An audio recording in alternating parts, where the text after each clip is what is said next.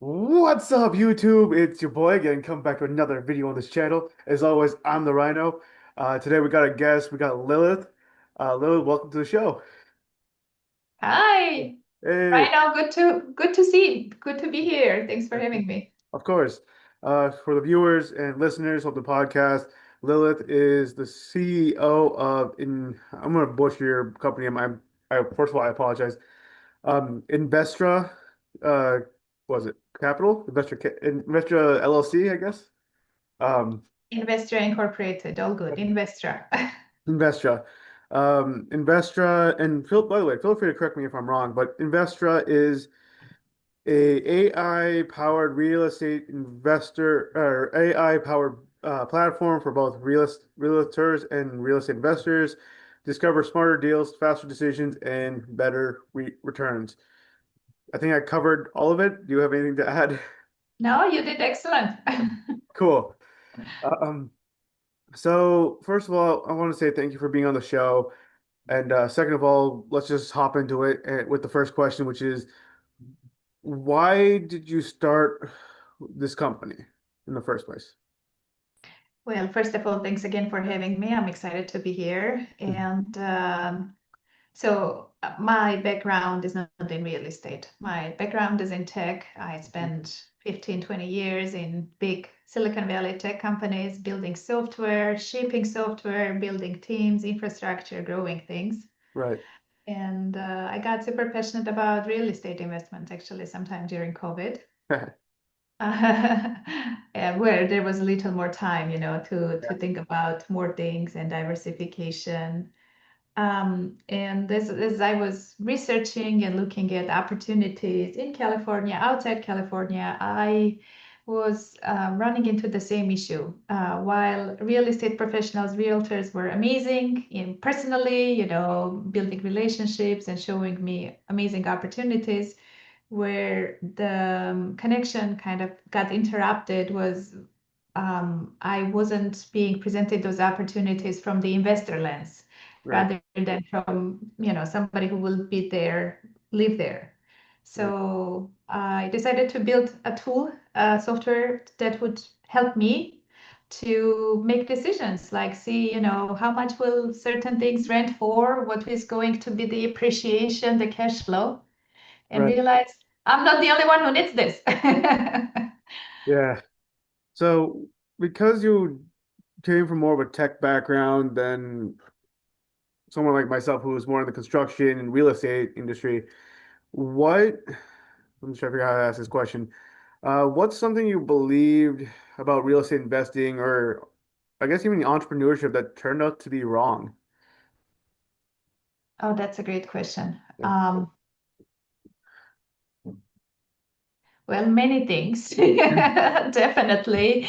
Yeah. First, what I believed was that, like, with the kind of expansion of tech, right? Like 30 years ago, right? Real estate was very much relationship business, and you would not be exposed to opportunities unless your realtor showed you. Right. And today, as an investor, as a home buyer, you have access to lots of things. You have access to all the properties on market, off market. You can do your own research, analysis, everything else. Right. And earlier I thought, then you don't need intermediaries. You might not need Right. people to represent you. But it was totally wrong, Yeah. And having this experience myself, I do definitely want to have a realtor in my corner. I do want to have somebody to represent my interests, and so do most people. And this is a profession that will stay there. Right. Yeah. And plus, with the whole creation, I guess you would say, of AI the last 6, 7 years, construction, real estate, and like maybe one or two other industries are like not going to be as affected by AI comparatively. So that's actually, yeah, that's a hell of an idea, to be honest. That's actually Um, you're so right, yeah. And the other thing I'll share here is that with the expansion of AI, Yeah. now even more, there is so much noise Yeah. and things that are untrue out Yeah. there that you That's true. want your professionals. Yeah. Yeah, definitely. You're in the right industry, by the way, right now. Yeah. Of course. So, moving on. Before you started your company Investra, what did you see insiders do every day? We're doing that everyday investors couldn't access or can't really see on a like day-to-day or week-to-week basis. Yeah, so the people I want to help with Investra are, retail or everyday investors Yeah, who want to have access to this information and be able to participate, right, in the right. upside of real estate market. And what I saw was that the institutional investors, Right. definitely big commercial players, do have access to this information, do have access to the platforms to build the intelligence and power their users, Hmm. where everyday retail folks do not. So Right. that's something that was lacking. And this is going to help more people get into this and build their portfolio and be able to participate, not just the big names out there. Okay. So that kind of brings up a kind of tangential question to that. Did you start this company because you wanted to help people with real estate versus doing something a little bit, I guess, broader, which is like more fintech and a little bit something a little bit more broader? Yes, I started this company because, I understood that myself entering this market, I did not have access to the right tools and Right. technology.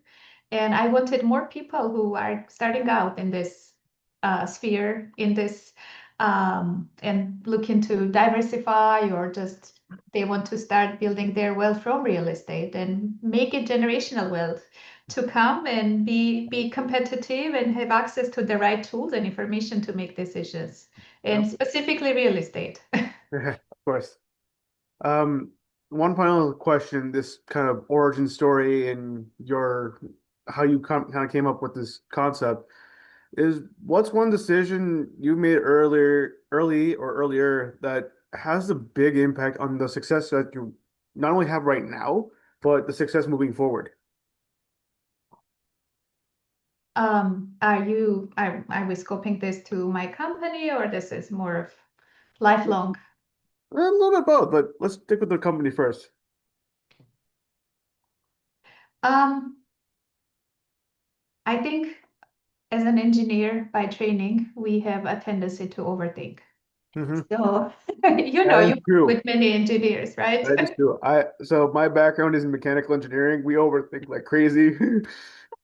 Absolutely. Yeah, So the tendency is to think about, okay, how am I going to revolutionize this industry? And of course, I want to revolutionize. I want more people to have access to this. But then I had to balance this, and I had um, to try to scope it to a very real problem that I want to solve first, and then go broader, bigger. This is right, kind of this idea, right, of piloting. So you build something, you see if it has merit, if it has legs, and then iterate. And then based on that, you build the other building blocks, and then you go broader. So I feel I fought my tendency as an engineer to overthink and try to rebuild everything and yeah, instead focus on one specific problem and launch this to in a specific market right. in California, and then grow broader, bigger from there. Okay, so with that, let's move on to kind of the next section, which is product and differentiation and possible growth of your company. With that being said, if I'm a real estate investor today, or in the future, or in general, what painful workload does Investra eliminate mostly or even completely?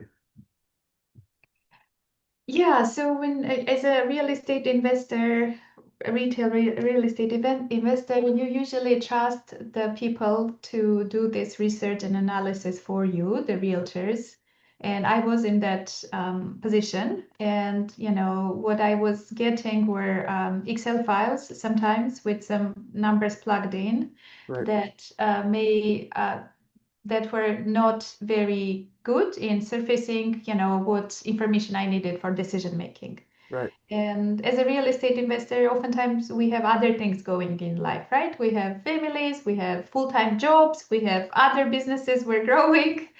Why does So, that sound familiar? yeah, right. Yeah. So I'm trying to give back the most precious resource, that is your time, Right. that it would take for you to go and do the research and analysis and kind of narrow down, from this kind of thousands of properties out there in the given market you're So, interested in. These are the top three or top four to consider, and this is how it's going to perform. right. So kind of going back to what we discussed earlier about AI, how does AI, I know you in the introduction I said your platform uses AI. So but like what does AI actually do better than let's say you or me as a smart or relatively at least one of us relatively smart real estate human investor? Yeah, so AI is very good at kind of given the information in Right. making distilling it to kind of actionable insights. Right. That is what AI does super well, right? Right. So once AI has the information about, the property, the client that the realtor wants to serve, as well as realtor specific preferences, AI is able to customize, personalize things much better that would have taken me many hours to draft Right. and create. And then using the intelligence and the models that are in place, like the prediction models, it's able to create like beautiful reports, beautiful outputs much faster than a human would. Right. That makes sense. Kind of sticking on the topic with AI and I guess manual deals. I got kind of two different questions. Number one Sure. is a lot of tools out there in the world claim to be AI powered or AI based. So number one will be what's actually happening under the hood, quote unquote. That's kind of different compared to other AI based tools and other products. And that's number one. Number two is what's the biggest mistake investors kind of make in analyzing a deal that your product kind of helps out or does correctly? Um, yeah, let's start with the first question of like, what does AI powered really mean Yeah, today, right? I feel the companies and software that is not doing AI and not integrating AI is missing out, and this they have to absolutely embrace it rather than fight it. And this is something I tell to engineers, my previous peers, and real estate professionals, everyone. We have to embrace it. right. Um, and what I'm seeing a little bit these days is that there is a centralization of tools that, by and from your perspective, right, real estate and construction, I think you'll also agree that like you have 20 different software and services Yeah, sometimes that you have to that is true. yeah, Yeah, work with. And what we're building is that, you don't have to have yet another software to go to. yeah. So we are there where you want to consume your information. We Hmm. are either the glue that connects, like maybe you have a customer relationship management system, right? Where, I don't know, but follow-up bosses, something that many realtors like, Bold Trail, some like Salesforce, or maybe it's just an Excel file, but we integrate that. Hmm. And I'm curious what you use, Rhino. For my construction work, I use primarily Procore, Prolog to manage Okay. the RFIs, submittals. I know the architect uses a th magical thing called Excel for permits and tracking Right, permits, which is annoying right. if I can. Um, and then most of the industry uses something called Bluebeam for like Mhm. PDFs and other document control items. So that's kind of like my end-to-end usage, but which Nice. annoying to use like one Yeah, thing for one thing and then another thing for another thing. I'm like, I yeah. hate this. Why can't there be one thing for everything? Exactly, exactly. Yeah, there should be one thing for everything, and that's what we're trying to resolve.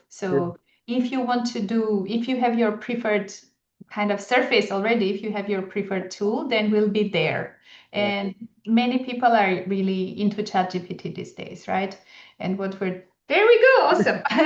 So what we built, and actually this is the first time I'm talking about this. So this is Okay. the sneak preview is Hey, that we'll have an app, Investra app within ChatGPT, that you can hey, go and talk to us and help, we'll be building the prediction, the analysis for you within ChatGPT, if that's where you want to be.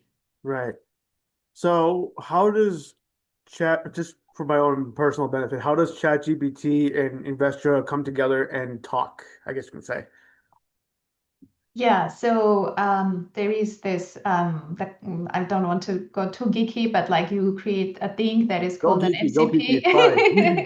We're all Yeah, geeks yeah, here. MCP Yeah, yeah, server in kind of the AI layer within Investra, right, we were using the same best-in-class models, Opus, Sonnet, that are the best in some of the best right, right now. And instead of using that to make your analysis, we're using ChatGPT.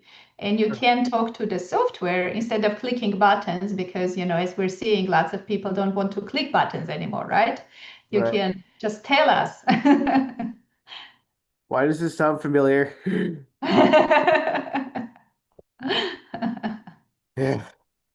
So that's cool. Like very cool, very awesome that um you guys are adding, I guess you can say another feature. I think that's a safe way of saying it, into your own platform and other various item, hopefully other items that are still TBD to us public that you may have in the future.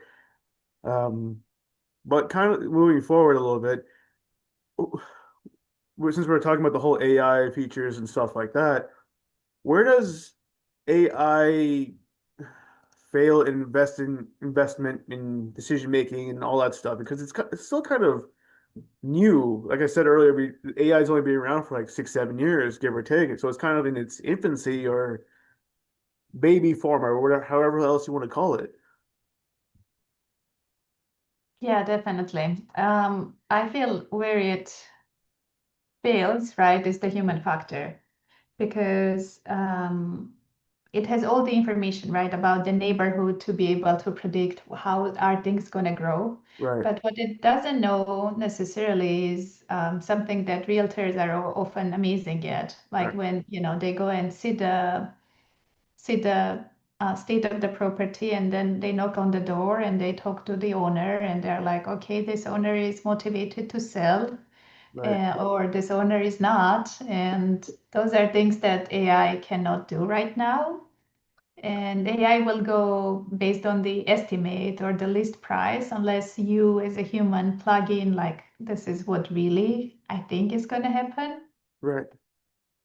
Um, And then, of course, there are things that humans know better, like So, maybe you're in construction, right? You yeah, know where next, like, big retail center is going to be built that maybe is not public domain for AI, right. or data centers are huge.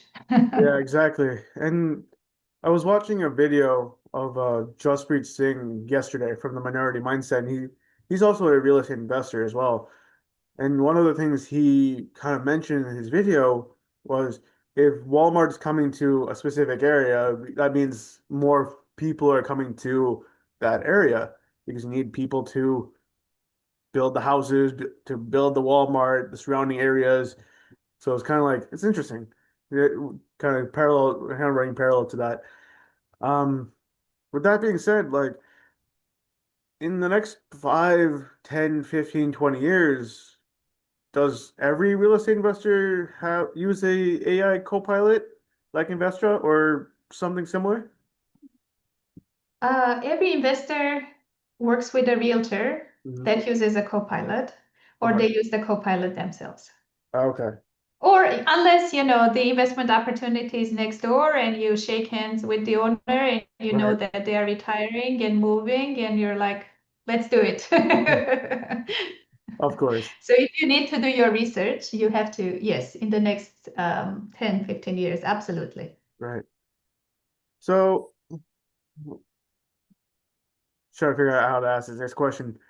If, let's just say, 15 years from now, 20 years from now, when AI is more, I guess you can say more mature compared to now, and everyone starts using Investra or something similar to Investra, is eventually, unfortunately, pioneers lead to competition in my from the little I've seen in my life.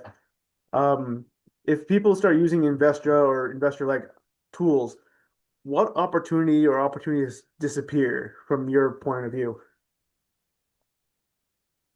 That's a really good question because, we tend to focus on what opportunities it creates Right, versus what opportunities things will take away.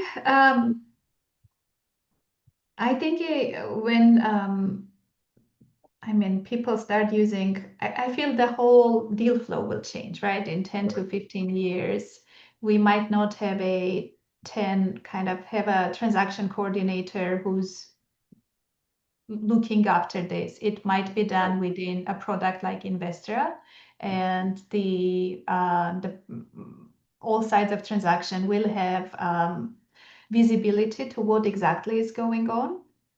right, Um, and I feel some perhaps roles that are more manual and these days you have to email them and ask them, hey, what happened? Did the inspection clear, right? Or did the loan get approved? And so some of those things much sooner than in 10 to 15 years will be surfaced. right, I feel that the role of the representation of seller and buyer, the realtor's role, will be here to stay because you have to have somebody helping you out. But I feel that in that sense, there will be more centralization of one realtor with AI tools, with additional tools. I think at that point, we will stop calling things AI tools because all tools will be AI right. tools, right? That's actually a very high possibility. Yeah. One realtor will be able to serve more clients, so there will be those who, embrace the technology and they are succeeding, and some folks unfortunately will not. And it's a choice, right? Right, Currently, some folks are more, some buyers and sellers are also going to gravitate to less tech, more human touch, right, but there will be centralization, I feel. right. So with that Yeah. being said, a parallel question just kind of popped into my head. Do you think in the future, maybe like 10-ish years from now, do you think human real estate agents or realtors will become more or less valuable because of Investra and similar tools? I think it's hard to say more or less valuable. I feel the value will still be very, very prominent, maybe even more valuable. And one realtor, one successful realtor will be closing many more deals Right. than currently. And I mean, look at what happened, right? I feel this was especially during COVID, right? A lot of people got excited and went and got their realtors licenses, Yeah, right? that's true. Here, yeah, in Yeah, California too, and because there was so much competition, yeah, they were able to get some clients and maybe close one or two deals in a year. yeah. But then, as you see with some of the things that are happening and market is cooling down a little bit, you see more people leave the industry, Mhm.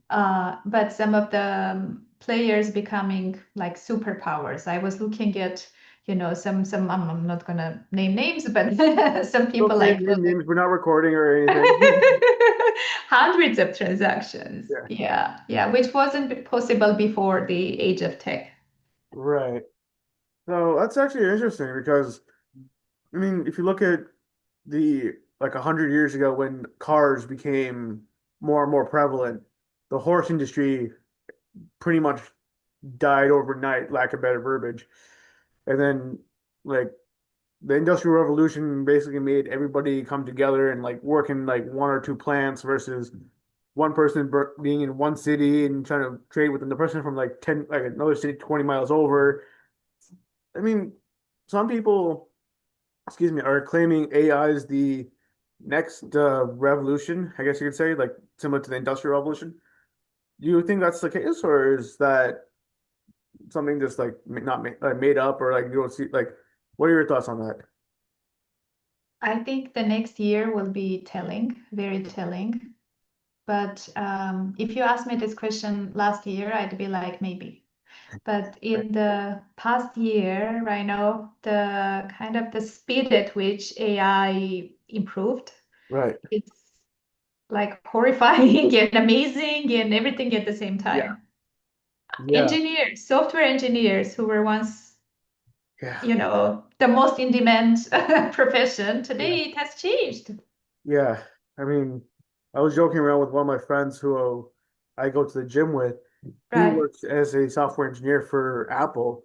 Uh-huh. Oh, well, let me take that back. He used to work for as a software engineer for Apple. It's like yeah, he's like cussing out AI like a crazy person. It's like I mean, it kind of makes sense too from like a company ownership standpoint. So like, why should I spend 100K in salary plus say another 200K in like benefits for somebody when I can do the same level or if not better with someone who's or with something that's like I'm paying 50K for. So it's Yeah, kind of like and right now also what is happening is like the cost of AI is yeah, heavily subsidized. So yeah, we're not paying too much, right, for yeah, tokens. And that might change. yeah, It depends on what models were released, what comes out of US, China, or anywhere else. or But once there is a big change in how many engineers there are, suddenly the AI leading companies might be like, okay, you were paying $100, yeah, now it's 10,000. What are you gonna do? exactly. So like kind of talking about China now. I know China's like their government is like heavily subsidizing AI and a bunch of other tangential industries. So how does and that makes AI very cheap for them in comparison to let's say the American government where it's like it's not as much. So do you see AI when you say when you I know you mentioned expanding into other states and other places earlier. So like does that affect how you expand because one place is cheaper than the other? Um, so where I expand are the areas in United States. We're looking at the United States for now, that have more investment opportunity, that have more upside, right? Where kind of buy versus rent is more buying makes sense. True. So that's what's driving that. Right. Um, and yeah, in terms of, making things cheaper, subsidizing, Yeah. this is like very, very interesting to Yeah. observe. And a lot of these things, and it feels in one way like I grew up in Armenia, part of former Soviet Union, Right. and the Cold War era, and the space race, right, Yeah. between US and Russia was the big thing that we were talking about and thinking about. And AI race is somewhat like space race these Yeah. days. It's like, who's gonna conquer, right? Yeah. And US is leading, China definitely is a contender, and there are more countries that would definitely want to step in and compete here. Yeah. And it's going to be, yes, it's very exciting. And we'll see Yeah. where we land in 10 years. Yeah. So kind of flipping the script a little bit, what part of the industry do you see that is most overdue for a disruption? Because real estate agents have been around since the day before forever. And and there's going to be a lot of resistance because if you remember when Uber first came around, they disrupted the taxi industry, which has been again been around forever. So like, how does Investa disrupt the industry? Yeah, I feel the one part of the industry that needs disruption, whether it's Investra and others and or a combination of all, is the concept of MLSs, right? With For those of us in the audience who don't know what MLS means, what is MLS? So MLS is a multiple listing services Okay. that each county or the selection of counties have come under one umbrella, and the realtor pays a membership fee to be part of the MLS to be able to show properties and access the data in that region. Okay. Um, which is to this point it's okay, but then when you start looking at the underlying technology, Right. each MLS when then implemented kind of invented the wheel Yeah. and implemented this technology for themselves, and there are hundreds of MLSs in US. Right. I feel this needs to be centralized or commoditized, that as a realtor, right, in That California, makes sense. yeah, I should have access to all, right? And as a realtor in Texas, you should have access to all. So information flow and this, especially from multiple listing services, I feel needs to improve. Right. So would this be the biggest opportunity you see in the next 5 years? In terms of this is a one opportunity in terms of like one of the things that will need to change. Right. In terms of the opportunity from investors' perspective, I feel in the next 5 years, getting into real estate is going to be as easy as trading stocks. Oh, snap. It's gonna be that easy. I feel, yeah, real estate really needs to, be able to compete with some of those more virtual dollars that flow, right? Right. And then from construction perspective, I'm sure you'll agree that people want to have more real things, Yeah. more physical things to put their dollars I'm in. kind of biased, so yes. Um, Mainly because that way I can get paid accordingly. I'm biased, I'm honest, so I apologize.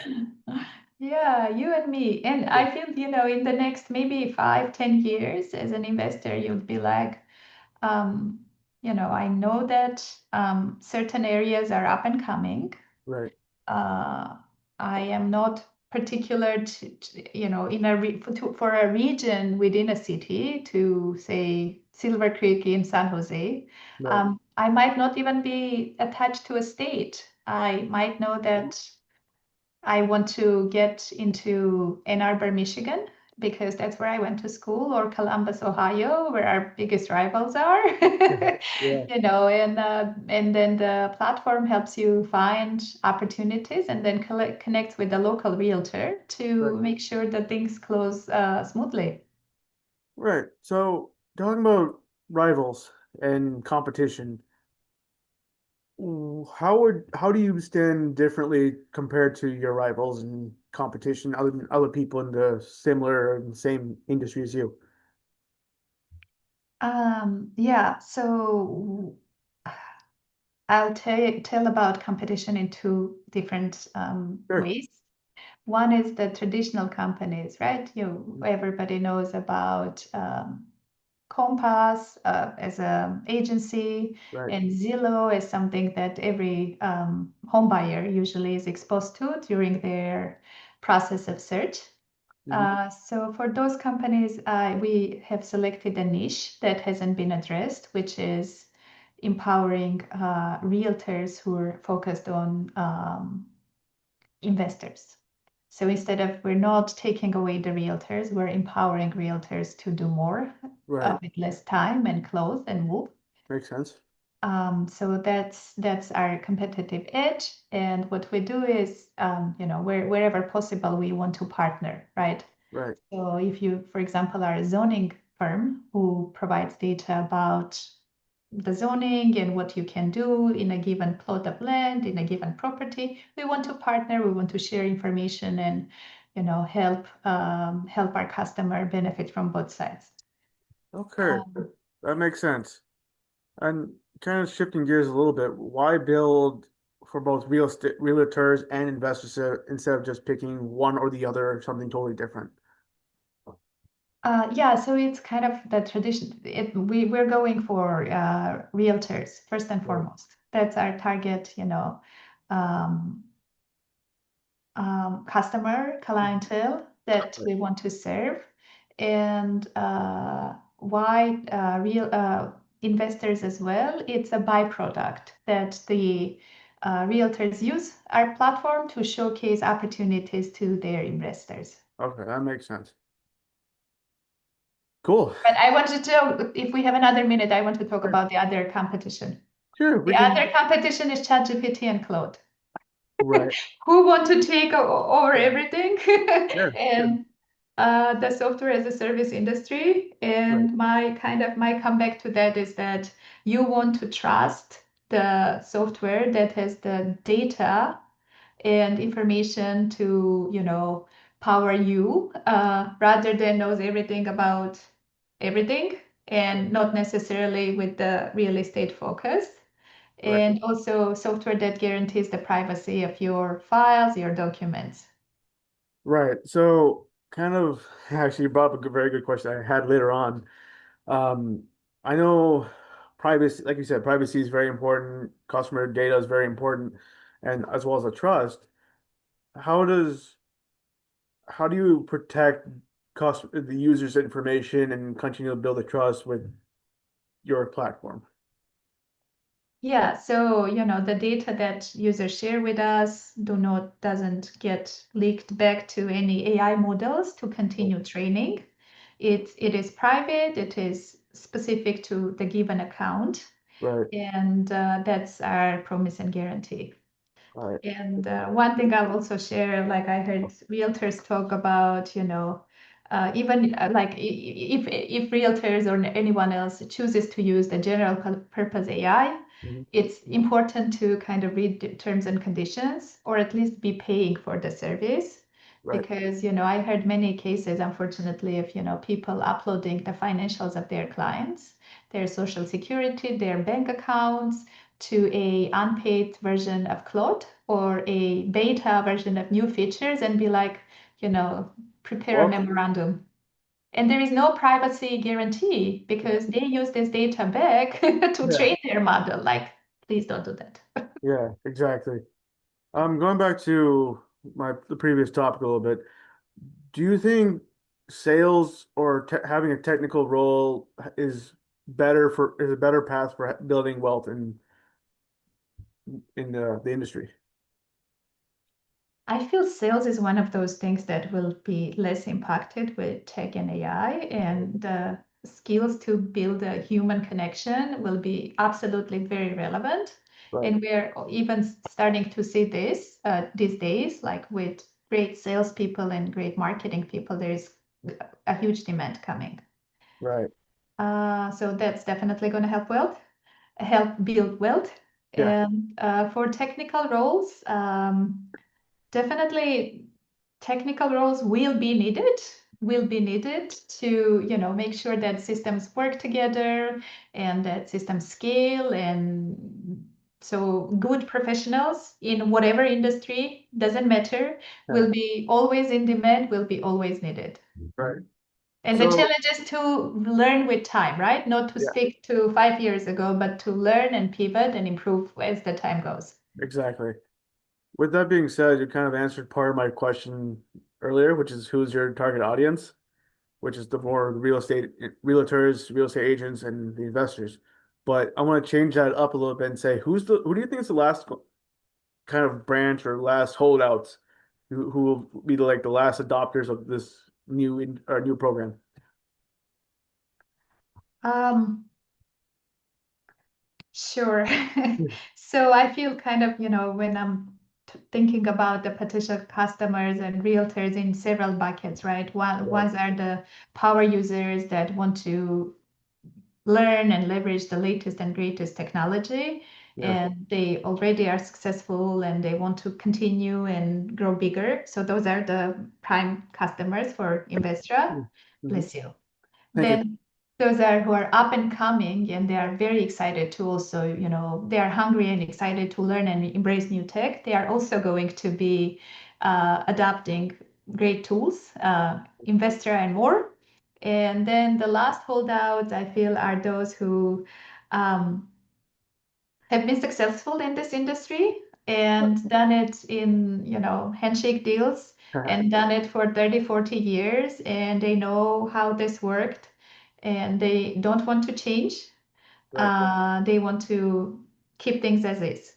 right, Which is going to be okay for a while, because they will have the customer who also wants to skip the tech and AI.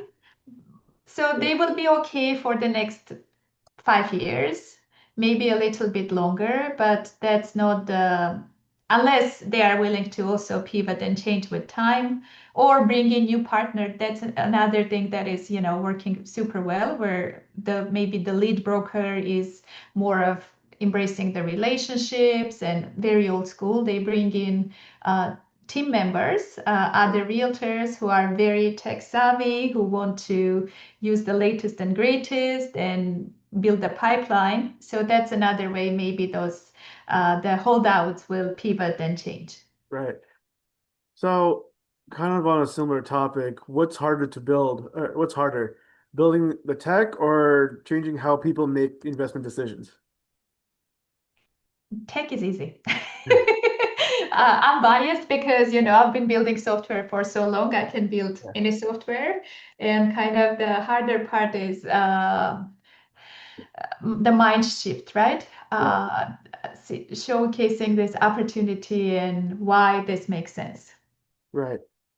So, kind of to change topics a little slightly, I I have a buddy who I told him about, like, I'm talking to you and like all that fun stuff. He's studying, working and studying towards like cybersecurity and Salesforce. So what would you recommend to focus on if you were in his position or doing something similar? So he's a student or he works for Salesforce? He's a student currently. Awesome. Yeah, So I had an opportunity to serve on a all engineering student panel actually earlier this week, and this was very interesting and relevant discussion. yeah, So for everyone, I'll get to cybersec in a sec, but for all the software engineers, electrical engineers, all the students, yeah, my advice is to embrace and understand the underlying technology, right, not just rely that AI will take care of things, right? Understand the like good amount of mathematics, like calculus, differential equations, the underlying things like this is you're going to frown upon this. I'm sure you all heard about this in college, like assembly, right? Assembly was how machine kind of code translates to the machine. I'm not saying be efficient, I just understand some concepts, right? right, Compilers, C++, and then kind of this dimensional fundamental layers that build on top of one another. Because if suddenly data centers go out, you don't want to be like, oh my God, I have no clue what to do. yeah, So that's that. And then for the cybersecurity side, I feel that's one of the biggest opportunities right, because there are already so many, exposed vulnerabilities, and this is going to become critical because first and foremost, companies will think about preserving their information, the integrity of their information, the data their customers trust them with, and how to, if things happen, how to restore. right. So that leads me to slightly variation of that question I asked you earlier. If you had to start all over again from the beginning with Investra, if I know, so I'm going to kind of divide it up into two questions actually. Question one is if you want to do something similar to Investra, but you don't have a college degree, how would you do it? And number two, if you had to start all over with the college degree, how would you do it? I feel college degree is not necessary to start a Right. business like this at all, these days especially. Yeah. But a slightly different answer, right? I'll say if you had no engineering background versus some Yeah. engineering background, right? Right. If I had no engineering background, I would still go and build the prototype myself, Mhm. the code and the prototype with current day tools. Right. Manas is a good AI model I started playing with this week. It's really awesome. It was acquired by Meta, but it's really great. Nice. And Claude Code is great. I think you have to pay for the tokens to start using it. Right. I would build the prototype myself and then, see if it has merit, if people are interested. And there are so many great co-founder matching platforms, or you can talk to a friend who's in tech who to come in as a fractional CTO, Chief Technology Officer, and Right. continue building and evolving this together. And as somebody who has this background or perhaps a college degree, I would take it maybe a step forward and build more of this. And then go bring in a salesperson or a co-founder who's more on the business side, right? Somebody who has an MBA like us. Yeah. Woohoo. So where it's super relevant. But Preferably from what Sanitary University. So Santa Clara University. yeah, Yes, we're both alums of that school. So yes, go Broncos. woohoo. One more advice I want to definitely add here is like investing in yourself. Like don't go and pay thousands of dollars for classes on AI. Instead, watch YouTube videos and spend a couple $100 perhaps on credits to learn different tools, to learn, the ChatGPT and definitely Claude, Manas, and Apollo, other tools that will help you have this astronomical growth, perhaps, if you are on the right of some on the right idea. Right. That makes sense. Like all in all, um, I don't mean to change the topic, but this is actually I'm gonna start introducing a something called a lightning round. Is that okay for you to do? Let's do it. All right, perfect. Just whatever comes into your head for the following 5 or 6 items. First one is underrated real estate market right now. Alaska. Overhyped AI trend. Vibe coding. One metric every investor should track. Appreciation. What would you invest purely based on AI recommendations today? No, nobody should. Biggest misconception of real estate investing. Go into the hottest market. And that's the lightning round. But kind of stemming from the last one, why go to the hottest market? Just out of curiosity. Well, because when everybody knows it's super hot, then maybe you have already missed the peak, right? That's where I'm coming from. Like Right, everybody was talking about Austin 2 years ago, but at that point, Austin was already at its peak and maybe a little bit beyond the peak because it was being overbuilt. So go into the areas that are up and coming rather than like everybody talks about, or Bitcoin. Everybody was like, buy yeah, Bitcoin when it was at its peak. right, So see, look for as you started with, right? The underrated opportunities that still have lots of upside. right. That makes sense. Um, Last couple of questions, actually. The first one is if someone who is listening or watching us on YouTube wants to build wealth through real estate starting today, what would you do differently knowing what you know now? Um, so the traditional path goes, right? You want to know how much you can qualify for if you want to take a loan, Yeah, and how much you can put down, whether it's as a down payment or some sort of assets to show to qualify.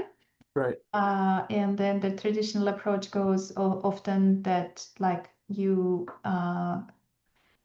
select the realtor, and then the realtor guides you usually in the area that they support, and that can be pretty broad or pretty limited.